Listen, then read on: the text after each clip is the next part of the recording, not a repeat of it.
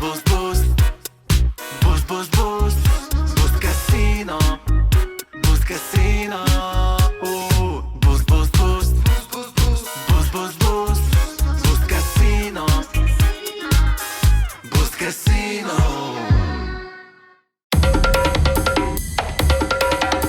Eesti Esu. Saadet toetab Boost Casino. Tere, head Eesti Esu kuulajad ja vaatajad. Tere, Ivo Linna. Tervist.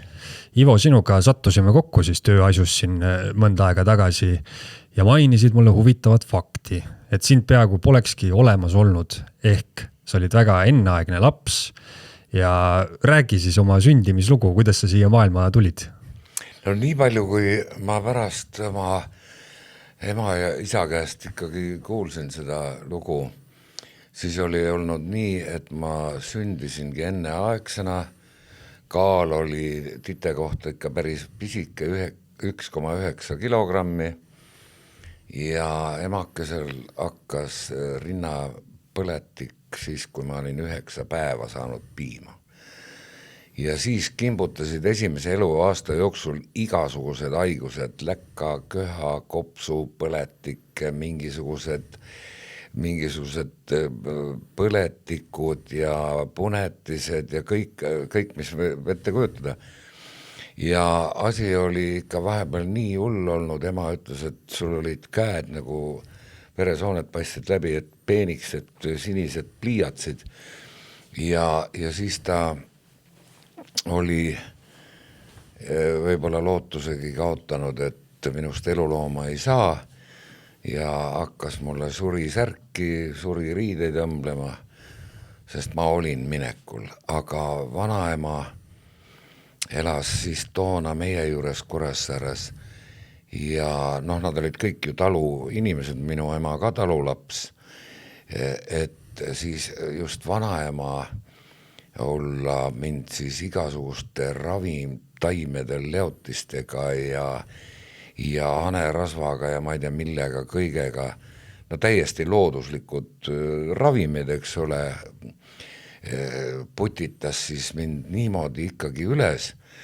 et mind ajab minu esimene minust tehtud pilt väga naerma, see on peaaegu olen aastane ja nägu on ümmargune ja ma olen kõvasti kaalus juurde võtnud ja nii, et tulin jah sellest katsumusest välja, aga see oli väga noatera peal.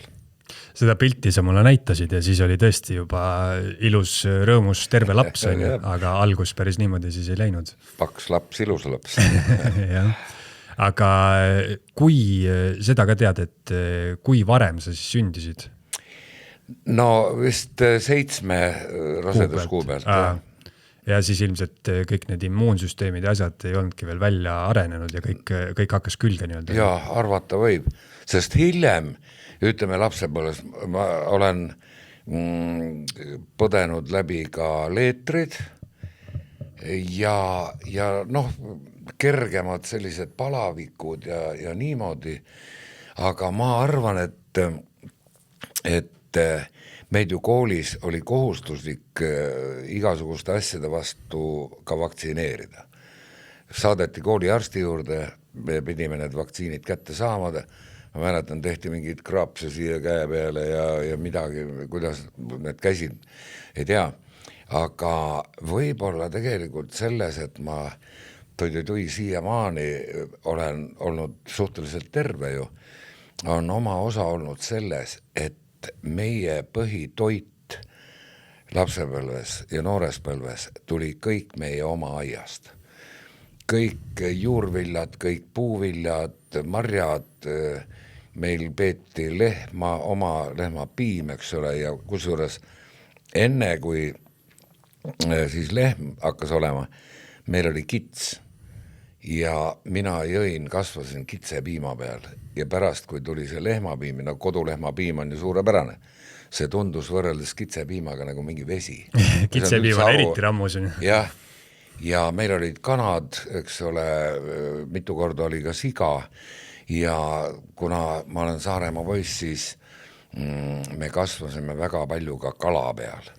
ema soolas ikkagi räime terve talve jagu tünni, kõik hapukapsad, kurgid, värgid, kõik olid meil nagu kodune toit ja poekraami osteti harva, sest raha oli niikuinii vähe. No mõnikord oli õnnepäev, osteti jupike vorsti näiteks või juustu. No leib hea küll nagu nii, aga jah, see toit oli niivõrd puhtast loodusest, kõik me piltlikult, see loodus oli tollal nii puhas, et kui kusagile tekkis mingisugune kas või veeloik, sealt oleks võinud juua rahulikult seda vett, mitte mingit paanikat ja ma räägin ühe lolluse ära, ma ei teadnud ju, et on võimalik korjata endale selline asi nagu teetanus. Ja mis me siis tegime? Me kogu aeg jooksime ringi, kukkusime, põlved olid verised kogu aeg. Ja selleks, et saaks kiirelt edasi mängida, mis me tegime? Me võtsime peenrast mulda ja panime selle katki saanud koha peale. Tekkis sinna kärn ja veri jäi kinni ja jooksime edasi. Ja siis ükskord ema ütles, et kuule, poisid, ärge niukest nalja küll tehti, et vaat teetanus, siis ma kuulsin seda sõna üldse esimest korda. Nii et loodus oli puhas ja toit oli hea ja ma arvan, et ka praegusel ajal ma olen ikkagi järginud üsna truuisti, ütleme, et ma sööksin kodumaist toitu. Hea küll, tulevad eksootilised viljad, sa proovid need ära, idamaade toite ma olen proovinud nii, aga praegu ka minu menüü on kodused toidud, ise teeme ja ma arvan, et see on üks tervisepant olnud. No Ivo, sul jookseb siis Eestimaa muld täitsa veres, võib öelda ju. Kas sa seda mäletad, mis on sinu esimene mälestus? Et esimene kord, kui sa siis ise mäletad, et sina oled elus ja midagi toimetad, et... Ma tegelikult mäletan küll, ma võisin olla võib-olla 2-3 ja miks ma mäletan, vaat sa mainisid seda esimest pilti. Mul on selle üks triibuline kampsun ema kodus selle sinise valge triibuga ja tollal riietega oli ju nagu oli ja ma kasvasin ju ka natuke, aga ma mäletan seda kampsunit enda seljas. Ja veel seoses sellega üks mälestus, meil oli suur hundikoer nimega Deemon. Ja Deemon oli väga uhke hundikoer, jooksis meil seal aias ringi ja ta oleks nagu lausa tahtnud, et tema selga ronitakse. Ja ma ratsutasin selle koeraga mööda aeda ringi ja mul oli see kampsun seljas, võt niuke mälestus on. Deemoni seljas siis triibulise kampsuni. See on esimeste mälestuste teema on alati hästi huvitav minu jaoks ka, et keegi kunagi ei ütle, et ma ei tea, et ma mäletan, et me käisime Pärnu rannas või selline suurem asi on, aga inimestel on jah, sellised pisidetailid või aistingud, nagu sinul on see kampsun on ja minu oma on ka siuke hästi hägune, aga mina just kui mäletaks oma ema häält, kui ma selili siis laman seal selles kärus on ju, et sellised hästi väiksed asjad ja kes mäletab oma mingisuguse, et ta kuskil autos sõitis, mäletab seda auto värvi või sellised pisikesed asjad, seda on huvitav jälgida, et inimesel jah, et kuidas tal mälestused hakkavad tekkima niimoodi väiksest hästi pisi tasa.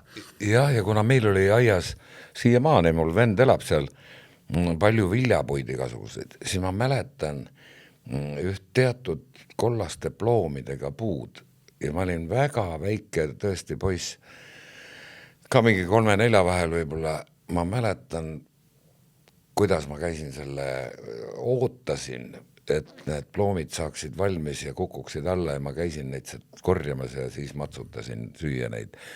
Ja vaat muidugi igasugused naabri õuest kostvad hääled, need on mul meeles ja on meeles igasugused lõhnad ka lapsepõlvest.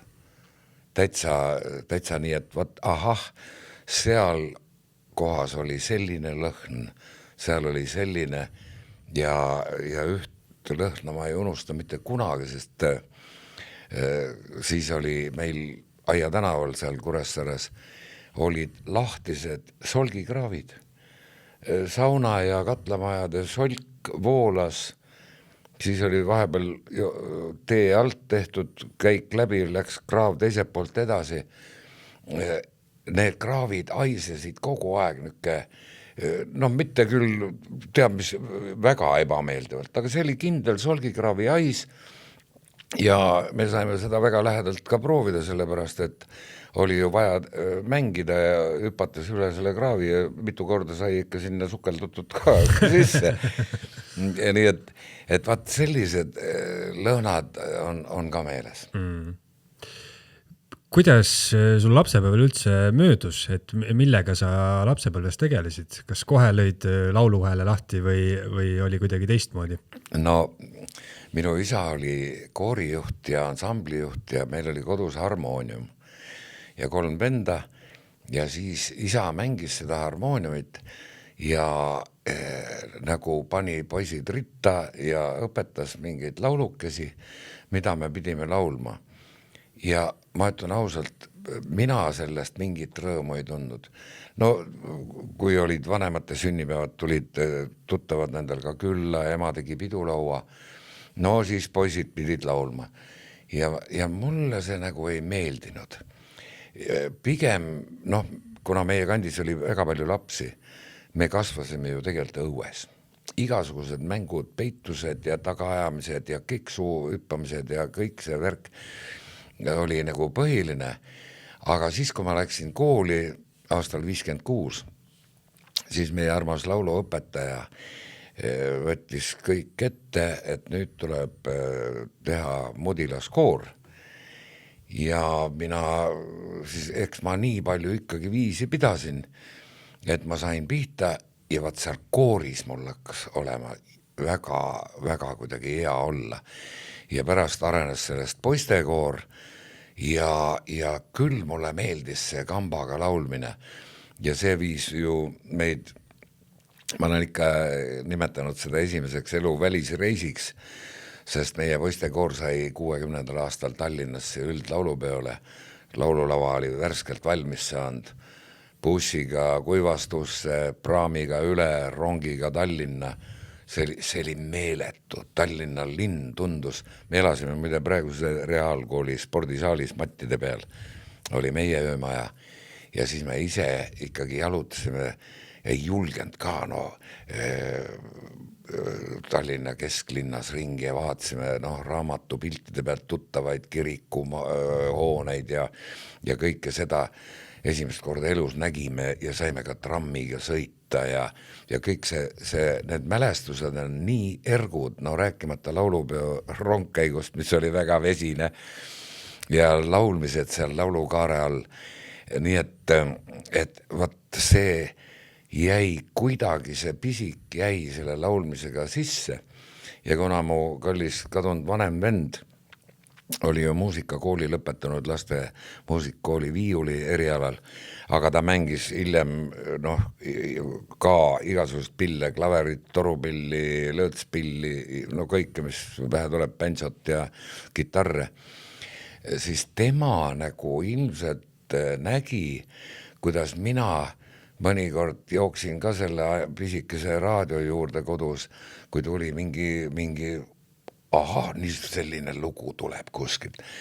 Tema oskas välja otsida läbi kahinate mingid välismaa raadiojaamu, et tule Ivo siia, see on see teine ja ma teadsin, kuna ta oli suur džässilemb, siis ma ikkagi väga lapsena, ma ei tea, 7-8 aastasena, ma teadsin neid tollaseid Ameerika džässi suurusi, rääkimata, kui tuli see beat ajastu 60-ndad. Ja ma sain aru, et tema tabas, et mul on selle muusika vastu suur huvi. Ja hiljem, kui ta oli ise sõjaväe läbi teinud, tegi Kunstiinstituudis ansambli Peo Leo, andis ka mulle kitarri. Tuurid oli ta joonistanud, nüüd hakkad õppima. Ja ma hakkasingi. Ja sellest sündis ka Saaremaa esimene kitarristide ansambel meie koolis aastakese siis abituuriumist tegime ja mängisime ja olime, kuidas öelda, popid poisid. küll seal Kuressaare linna peal ja ta läks nagu samm-sammult sinna laulmise peale, siis ma läksin Tartu Ülikooli 67. No üks esimesi asju oli käia Tartu kidrapunte kuulamas. Noored mehed, kõik me saime omavahel tuttavaks, nii ja naa. 68 ma tegin seal koos teistega juba jälle kultuurihoones bändi ja eks see bänd suretas mu ülikooli õpingud ka välja.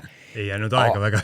Aga telerežissöör Karpin ja toimetaja Mati Talvik, Leo Karpin ja Mati Talvik siis, nemad olid kaugõppe üliõpilased, tulid meie bändi kuulama ja pakkusid välja, et ahah, laulad ja kutsusid siis 68. aasta novembri lõpus oli noortesaade Kanal 13 ja sealt algas nagu minu telekarjäär ja niimoodi samm-sammult läks see asi edasi ja ma ei tea, kes seda asja määrab, juhib, aga pidi nii minema ja ma sain aru, et ma läksin ju pärast sõjaväge, läksin ka raadiosse, sain tööle Eesti raadiosse toimetaja administraatorina ja ma pidasin selle aastakese vastu. Paralleelselt laulsin Tallinn Baari nimelises varietees ja pärast hakkasin Viru hotelli erinevates kõrtsides laulma ja see seda vundamenti kasvatas, aga ma sain aru, et ma nagu kahte jumalat siiski teenida ei saa. Korra põikasin tänu sõber Erki Perentsi kutsele ka Kuku raadio alguses sinna tööle 3 kuuks. Aga kui sa saad koju kuskil kell 3 öösel kuskilt mängult tuled ja kell 6 pead sa olema niksis-naksis Kuku raadios mikrofoni taga, võimatu. Ja 3 kuud ma siis olin nii, et see laulmine läks nii samm-sammult, aga ma pean ütlema, et see ongi selles mõttes minu elu on olnud, olgu need mängud omal ajal olid pikad, väsitavad, sõidud lisaks pikad, ma tunnen ennast siiamaani laval väga hästi. See on see minu saatus. Mõtlesingi sinu käest küsida, et huvitav, et kas sa oled mõelnud sellele üldse läbi elu, et kui sa ei oleks laulja, et mis sa siis teeks, on ju? No, olen küll, sest tänu sellele, et ma olen muuseumi töötajate laps ja Kuressaare loss oli minu lapsepõlve mängumaa. Ajalugu on mind tohutult huvitanud ja siis tulid, ma mäletan, see oli vist 66. aastal, tulid Saaremaale arheoloogid ja läksime sinna Lümanda kanti kaevama lahti ühte muistset kalmistu kohta. Ja vaat see arheoloogia, ma arvan, et minust oleks saanud hea arheoloog, sest see oli nii pagana põnev. Nüüd seal oma pintslikesega ja kühvlikesega ja vaatad, kas sealt ikka midagi tuleb siis välja ja tuli ka.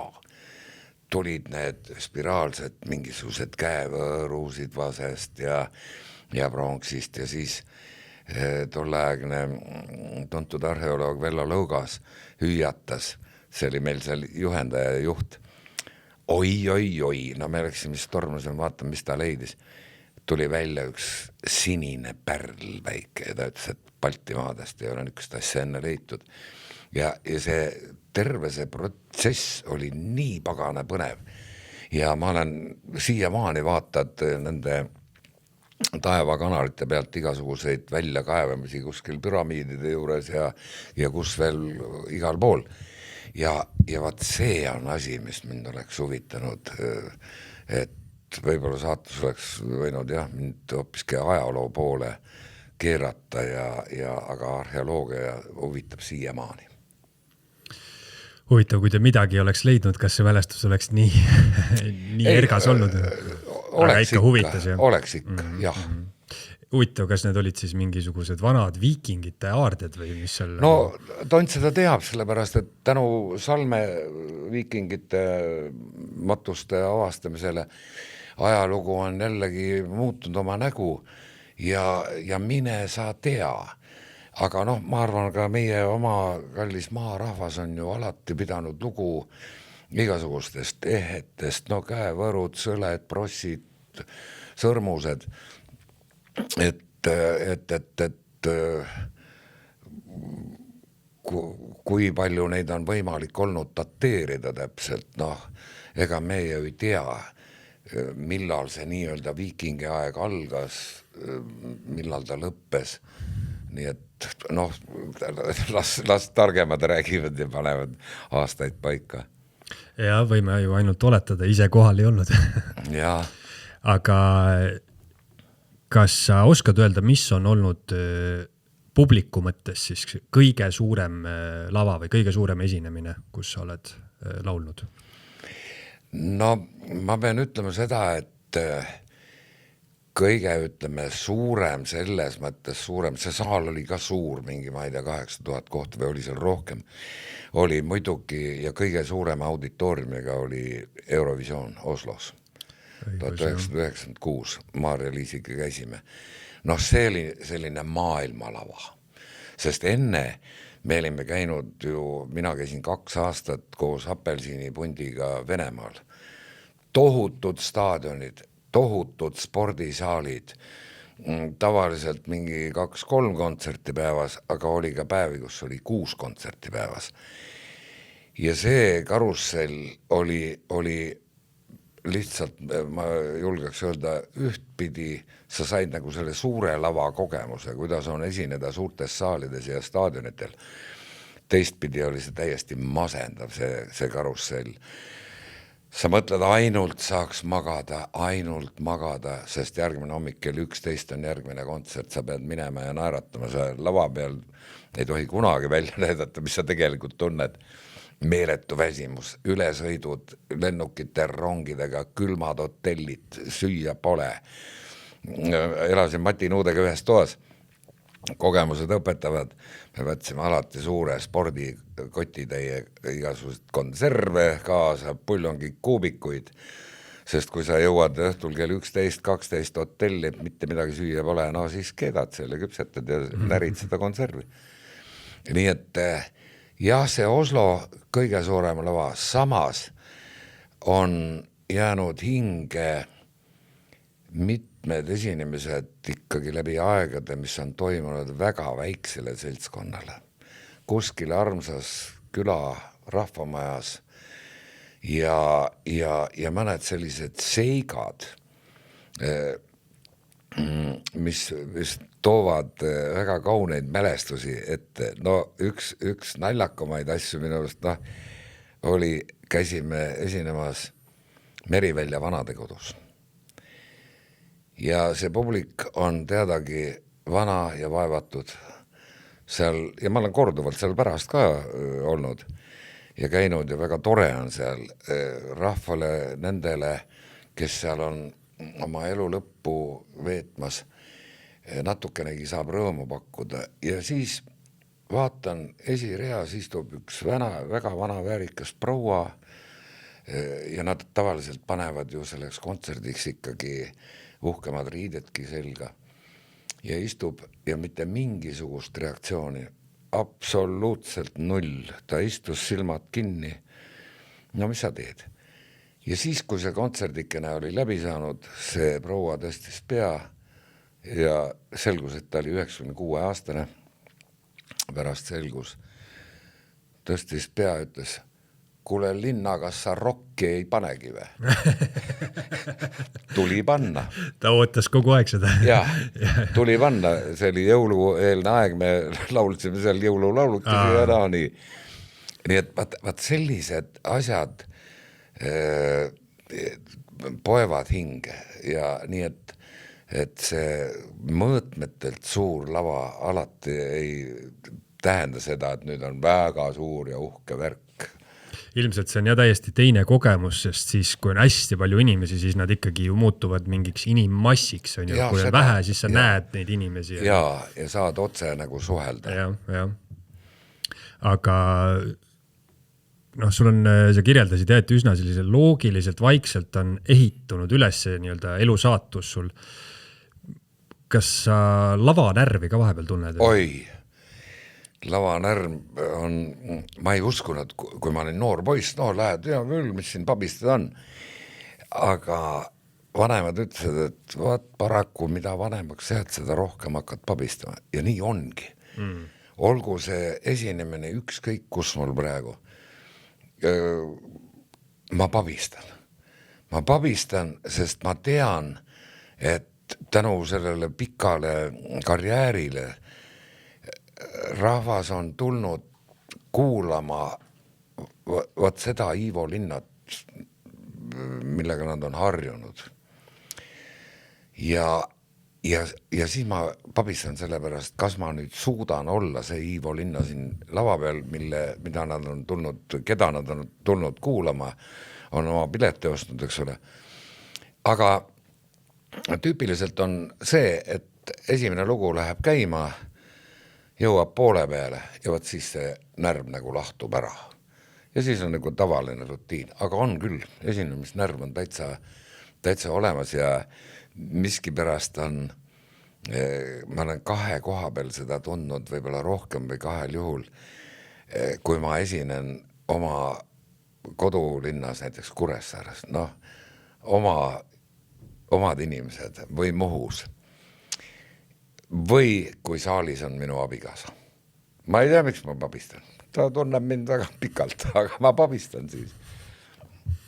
See on huvitav ja see on üldse huvitav teooria on see, et mida rohkem mingit asja teed, seda rohkem sa ju tead sellest asjast, on ju, seda rohkem sa analüüsid, seda rohkem sa justkui tead, et sa mitte midagi ei tea, ehk siis võibki see närv on ju tulla hilisemas eluperioodis, et alguses noorusena, noh, kui sa nii palju asjadest ei tea, siis pool sellest närvist ilmselt võtab ära see siuke nooruse uljus või noh, lendad peale. Loomulikult.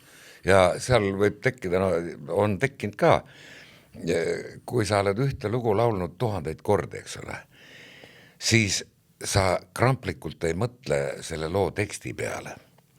Kui on hea tekst, siis minu vaimusilmas hakkab alati film käima. Ma näen seda laulu.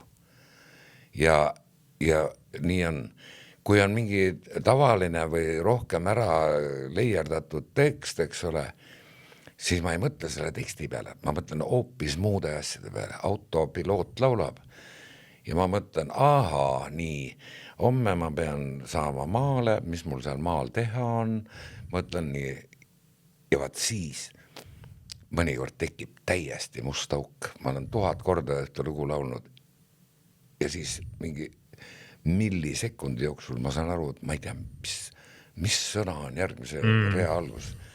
Ja olen alt läinud, rahvas naerab, aga siis see mõnikord ma sain ikka pihta ka.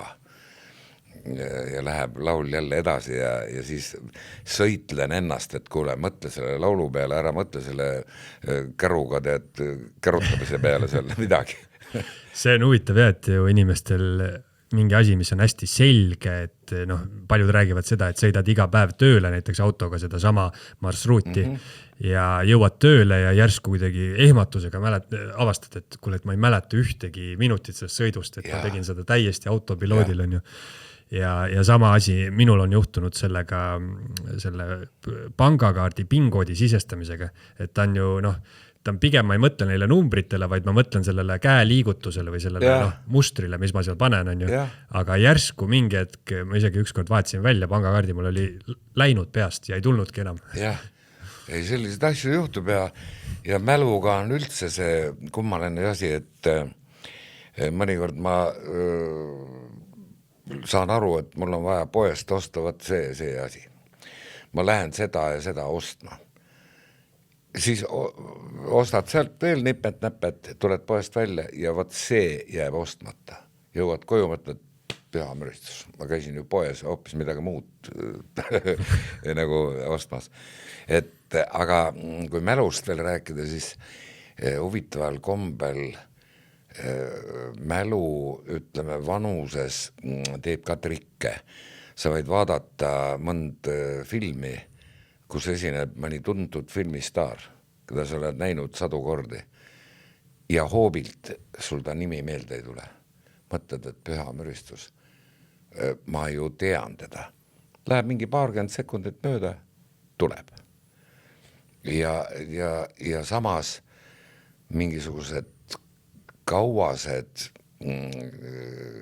lapsepõlve mälestused tulevad mõnikord nii ergult meelde, et sa näed neid inimesi, nagu nad elaksid, sa kuulad nende juttu, sa tead nende nimesid, teinekord hakkad meenutama, oota, mis selle kõrvalt tänava naabri nimi oligi? Ei tule hoobilt. Järgmine päev tuleb meelde, et see on loomulikult. Et võt, noh, see on kusjuures hästi huvitav efekt, et öeldakse, et keele peal on mul mingi asi, on ju, et see on mingi, et sul sa nagu nii kindel oled, et see on sul ajus olemas, on ju, sa tead seda ja lihtsalt ei saa öelda ja siis mulle tundubki, et seal ma ei tea, et kuskil on mingi kerge lühis on ju, et tegelikult on see teadmine olemas, aga ta ei jõua sulle sõnadesse. Ja ongi nii. Ma olen, kuidas öelda, kirglik ristsõnade lahendaja. Ja neid on lihtsad, neid on ka raskemaid ja siis ma lahendan neid ja saan aru, et ma olen jooksnud täiesti ummikusse, tupikusse, no ei tule. Jätan kõrvale, lähen järgmine hommik kallale, sekunditega tuleb kõik, pauh, selge, muidugi. Aga võt, mingil hetkel ei tule. Ja mälu on väga huvitav. Noh, ma olengi üritanud ennast treenida mälumängudega, raamatute lugemisega ja tõesti igasuguste ristsõnade lahendamisega. Ja sinu lemmikkategooria on siis ajalugu? Jah, vaieldamatult. No ütleme, igasugused muud ka vaaria küsimused ja kuna mu lugemus ei taha küll kiita, aga on päris suur, siis need sellised üldteadmised, noh, kultuuri ja ka spordi vallast. Nüüd ma ei ole nii palju sporti jälginud, aga lapsepõlves sai kõik need olümpiaraamatud läbi loetud, kõikide, ma ei tea, umbes tulemused olid ka peas, kes seal, ma ei tea, 56. või 60. aastal võistlesid ja see oli nagu püha asi seda sporti jälgida ka. Aga jah, aga igast eluvaldkonnast siiski, no millele ma üldse pihta ei saa, on, kui on kuskil kas või telemälumängudes, on mingid nii-öelda tänapäevased küsimused mingite arvutimängude kohta või ka tänapäevase popmuusika kohta. Ma ei tea sellest ka suurt ikka mitte midagi. Mingid nimed on tuttavad, aga ma olen alati ka mõelnud ja öelnud seda, et igas inimeses jääbki vereringisse keerlema see muusika, mis sind on lapsena, noorena mõjutanud. Mind ei suuda mõjutada mitte mingil juhul, ütleme kas või räpp või midagi sellist stiili. See ei ole minu muusika, aga see, mis minu sees keerleb, on see muusika, mida ma noores põlves kuulsin. Gangsta räppi siis Ivo Linna ei kuulegi kodus. Ivo, kas sul on mõni tüüp unenägu, mida sa oled läbi elu näinud? On. Ja see ei ole mitte see, et ootab ees matemaatikaeksam. Ei. Aga üks mitmes variandis, ütleme, on selline, paar sellist stampi on. Ja üks on see, et kusagil, ütleme, noh, nagu vanas linnahallis. Mina olen kardinate vahel ja ootan lavale minekut. Ja suur orkester Peeter Sauli juhatusel on lava peal. Ja siis ühel hetkel ma saan aru, et kohe hakkab orkester mängima, aga ma pean laulma mingit Jaak Joala laulu. Siis ma mõtlen, et püha mürist, ma ei tea ühtegi sõna. Ja vaat siis ma pean astuma lavale ja tavaliselt siis ma ärkan hirmu higi ja notsa ees ärkan üles. Ja teine on see, et ma olen kusagil, no nime poolest ütleme Tartu linnas, aga see Tartu linn on täiesti teistsugune, ükskõik kus ka välismaal. Ja ma ei leia oma autot üles. Ma olen ta kuskile parkinud. Ma otsin, siis ma olen mõelnud, no pole viga, helistan oma naisele, et küsida, et kas ta mäletab. Nii, mulle tule naise telefon meelde ja ma olen püsti hädas seal ja siis ärkan jälle ei olegi. Aga vaat need lavale mineku, neid ma olen küll näinud üsna mitmeid kordi ja siis mul on tuline hea meel, et see tegu oli unega. Ma olen ka mõelnud, et mingi asi, mis inimese elus tekitab väga sügavat emotsiooni, et see siis kandub ka unenäkku lõpuks on ju, et noh, ma ei tea, mingisugust väga-väga argist asja, vähemalt mina väga tihti ei näe argiseid asju on ju, või sellist mingit jah, nagu tühist asja, mis nagu ei tekita midagi, aga ju siis see lavale minek on ikkagi noh, see on ikkagi ju selline noh, tavatu, ütleme olukord, mida igal inimesel ette ei tule, et see on ikkagi jätnud oma jälje siis. Jah.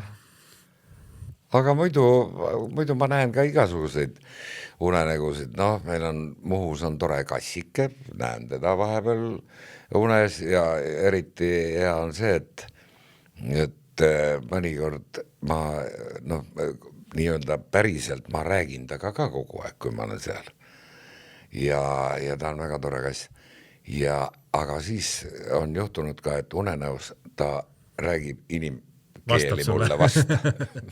Ja huvitav, kas sa siis, noh seda ise ilmselt ei tea ja et kas sa siis päriselt ka läbi une räägid temaga? Vot seda ma ei tea. Jah. Ivo, kui kaua sa kavatsed lavadel olla? No siin on kaks tingimust, mis määravad. Üks tõi on see, kui peaks tervis minema nii käest ära. Ma saan nüüd suvel ju 77, aga tõi praegu tänu taevale on vastu peetud. Ja teine on see, kui sa selgelt saad aru, et mingeid tööpakkumisi või esinemispakkumisi enam ei ole. Kui keegi mind enam näha kuulda ei taha, siis on targem loobuda, aga mida ma olen väga väärikate inimeste näidete puhul aru saanud, Voldemar Kuslap, kas ta pole mitte 88 või 9, siiamaani esineb heas vormis. Heidi Tamme, minu vanad armsad kolleegid, kes veel, eks ole, on jätkuvalt lavadel täis sarmi ja hääled on korras, siis nii kaua, kui on tervist ja vastupidamist ja kutseid, ma teen seda hea meelega sellepärast, et see on minu jaoks tohutu vaheldus. Sa võid mõtelda endale välja igasugust tegevusi. Ma olen ka teinud klaasvitraažikesi ja puukulbikesi ja maal on alati midagi teha, mõtled kas või korrastada oma raamaturiiuleid ja tegevust on. Aga sellest ühest olekust, rutiinist jälle korra üle mere mandrile näiteks laulma, see on tohutu vaheldus ja see on nagu see orav rattas. See mulle annab see tohutult värskust juurde ja sellist vunki ja head enesetunnet. Nii et nii kaua, kui mulle antud on ja neid üleilma näiteid võib ju oi, kui palju näha, kes on veel 90-setki teevad heliplaate ja pole siin vaja jääda nagu kuskile voodinurga peale konutama ja niimoodi, nii et ma katsun küll nii kaua vastu pidada, kui antud on. Mulle tundub ka, et esiteks mulle tundub muidugi, et neid kutseid kunagi vähemaks ei jää, mis sulle tuleb. Ja teiseks on see, et kui mingisugune elukõver on mööda elatud, siis see, mis sa teed, see ise hakkab sind hoidma nagu noorena. On ju. Et saad aru, et see mitte ei võta sinult siis energiat, vaid see hakkabki andma ja kui see lõpetada, siis räägitakse, et töö hoiab noorena ja mingi tegevus on ju. Nii on. Lõpetuseks ma küsin, kevad on kohe-kohe algamas. On sul mingi kevad soovitus inimestele? Mida teha, kuidas olla ja kuidas mitte hulluks minna? No räägitakse ju tavaliselt, ja see on ilmselt tõde ka, et kevad väsimus ja niimoodi, aga mina olen püüdnud olla kevadeti ikkagi võimalikult palju väljas, et nuusutada seda kevadet, kuulda piltlikult, kuidas rohi kasvab, linnulaul, kõik see, mis kevadega kaasas käib, see valguse tuleks, sest et praegu on ju päevad juba pikemad ja kõik, aga kui see nii-öelda sügisene pikk ja pime aeg ja küll muide sel sügisel pikalt pime, hall, vihm kogu aeg, siis ootad, tuleks natukenegi lund, oleks valgem ja jumal tänatud, see talv oli üle tüki aja, oli ikka korralik, külma ja kõike lund ja päikest, et mina soovitaks küll olla võimalikult palju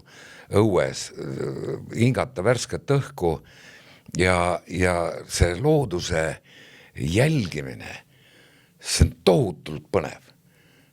Vaatad kas või mingit lillekest või rohukõrrekest või pungakest puu peal, iga päevaga midagi areneb, see on nii kuidagi uhke muutus, see kevadine ärkamine ja vot seda ma naudin täiega just õues olles.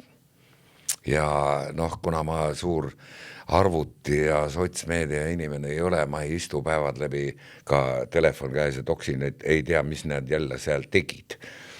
Ei, ma pigem jalutan mööda Muhu saart muidugi eriti ringi ja vaatan, mis kuskil muutunud on looduses ja kevad on imeline. Ja võt niisugune päikevalgus, see viib sind väga positiivselt mõtlema. Ümberringi on seda jama tohutult, maailm on hulluks läinud taaskord. Aga see kevade värskuse, valguse tajumine, kogemine, see aitab sul positiivselt mõtelda ja ka väikestest igapäeva murekestest vilistades üle minna ja jagu saada. Väga hea soovitus, Ivo, aitäh sulle. No aitäh kutsumast ja ilusat kevadet kõikidele, tervist, õnne ja armastust ja muidugi päikest. Eesti Esu.